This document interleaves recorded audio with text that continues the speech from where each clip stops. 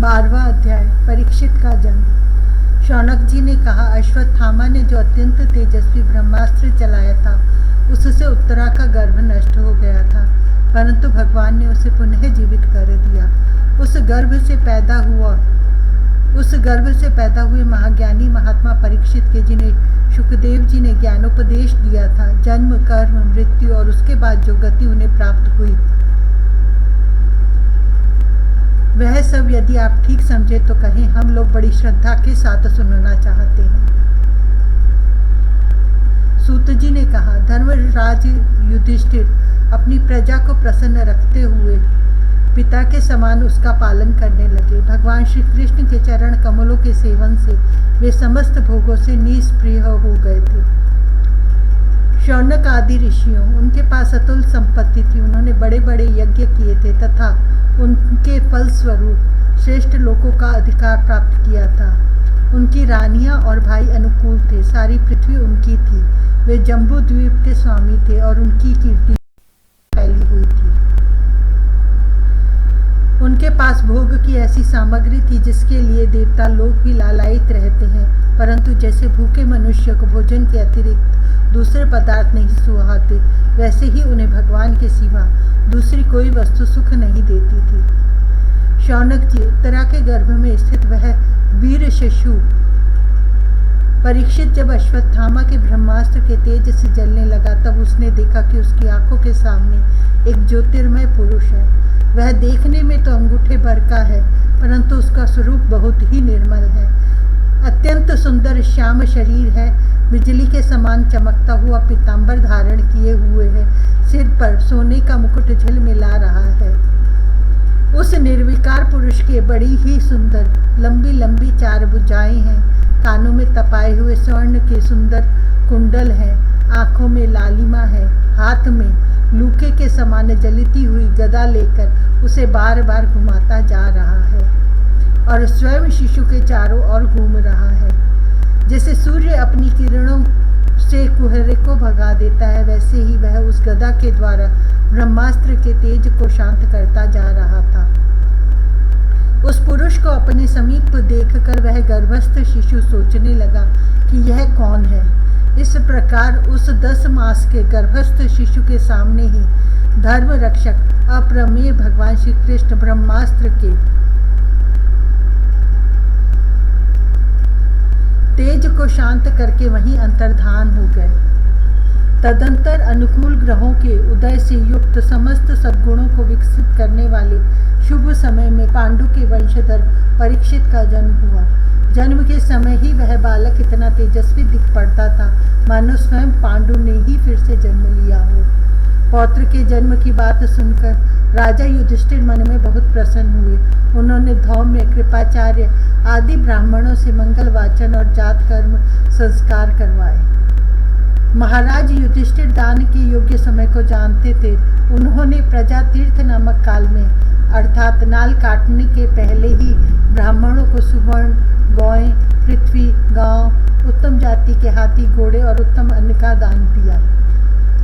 ब्राह्मणों ने संतुष्ट होकर अत्यंत विनयी युधिष्ठिर से कहा, पुरुवंश शिरोमणि, काल की दुर्निवार गति से यह पवित्र पुरुवंश मिटना ही चाहता था, परंतु तुम लोगों पर कृपा करने के लिए भगवान विष्णु ने यह बालक देकर इसकी रक्षा कर दी। इसीलिए इसका नाम विष्णु रात होगा। निसंदेह यह बालक संसार में बड़ा यशस्वी भगवान का परम भक्त और महापुरुष होगा। युधिष्ठिर ने कहा, महात्माओं, यह बालक क्या अपने उज्जवल यश से हमारे वंश के पवित्र कीर्ति महात्मा राजऋषियों का अनुसरण करेगा? ब्राह्मणों ने कहा, धर्मराज, यह मनुपुत्र इक्ष्वाकु के समान अपनी ही प्रजा का पालन करेगा तथा दशरथ नंदन भगवान श्री राम के समान ब्राह्मण भक्त और सत्य प्रतिज्ञ होगा। यह उशिनर नरेश शिव के समान दाता और शरणागत वत्सल होगा तथा याज्ञिकों में दुष्यंत के पुत्र भरत के समान अपने वंश का यश फैलाएगा। धनुर्धरों में यह सहस्रबाहु अर्जुन और अपने दादा पार्थ के समान अग्रगण्य होगा। यह अग्नि के समान दुर्धर्ष और समुद्र के समान दुस्तर होगा। यह सिंह के समान पराक्रमी, हिमाचल की तरह आश्रय लेने योग्य और पृथ्वी के सदृश तितिक्षु और माता पिता के समान सहनशील होगा। इसमें पितामह ब्रह्मा के समान समता रहेगी। भगवान शंकर की तरह यह कृपालु होगा और संपूर्ण प्राणियों को आश्रय देने में यह लक्ष्मीपति भगवान विष्णु के समान होगा। यह समस्त सद्गुणों की महिमा धारण करने में श्री कृष्ण का अनुयायी होगा। रंती देव के समान उदार होगा और ययाति के समान धार्मिक होगा। धैर्य में बलि के समान और भगवान श्री कृष्ण के प्रति दृढ़ निष्ठा में यह प्रहलाद के समान होगा। यह बहुत से अश्वमेध यज्ञों का करने वाला और वृद्धों का सेवक होगा। इसके पुत्र राजऋषि होंगे। मर्यादा का उल्लंघन करने वालों को यह दंड देगा। यह पृथ्वी माता और धर्म की रक्षा के लिए कलयुग का भी दमन करेगा। ब्राह्मण कुमार के शाप से तक्षक के द्वारा अपनी मृत्यु सुनकर यह सबकी आसक्ति छोड़ देगा और भगवान के चरणों की शरण लेगा। राजन, व्यास नंदन शुकदेव जी से यह आत्मा के यथार्थ स्वरूप का ज्ञान प्राप्त करेगा और अंत में गंगा तट पर अपने शरीर को त्याग कर निश्चय ही अभय पद प्राप्त करेगा। ज्योतिष शास्त्र के विशेषज्ञ ब्राह्मण राजा युधिष्ठिर को इस प्रकार बालक के जन्म लग्न का फल बतलाकर और भेंट पूजा लेकर अपने अपने घर चले गए। वही यह बालक संसार में परीक्षित के नाम से प्रसिद्ध हुआ, क्योंकि वह समर्थ बालक गर्भ में जिस पुरुष का दर्शन पा चुका था, उसका स्मरण करता हुआ लोगों से उसी की परीक्षा करता रहता था कि देखे इनमें से कौन सा वह है। जैसे शुक्ल पक्ष में दिन प्रतिदिन चंद्रमा अपनी कलाओं से पूर्ण होता हुआ बढ़ता है, वैसे ही वह राजकुमार भी अपने गुरुजनों के लालन पालन से क्रमशः अनुदिन बढ़ता हुआ शीघ्र ही सयाना हो गया।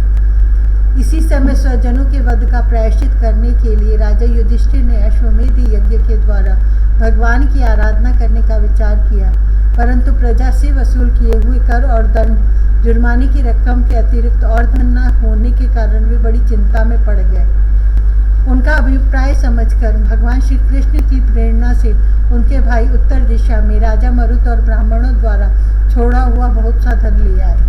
उससे यज्ञ की सामग्री एकत्र करके धर्मवीर महाराज युधिष्ठिर ने 3 अश्वमेध यज्ञों के द्वारा भगवान की पूजा की। युधिष्ठिर के निमंत्रण से पधारे हुए भगवान ब्राह्मणों द्वारा उनका यज्ञ संपन्न कराकर अपने सुहृद पांडवों की प्रसन्नता के लिए कई महीनों तक वहीं रहे। शौनक जी इसके बाद भाइयों सहित राजा युधिष्ठिर और द्रौपदी से अनुमति लेकर अर्जुन के साथ यदुवंशियों से घिरे हुए भगवान श्री कृष्ण ने द्वारका के लिए प्रस्थान किया।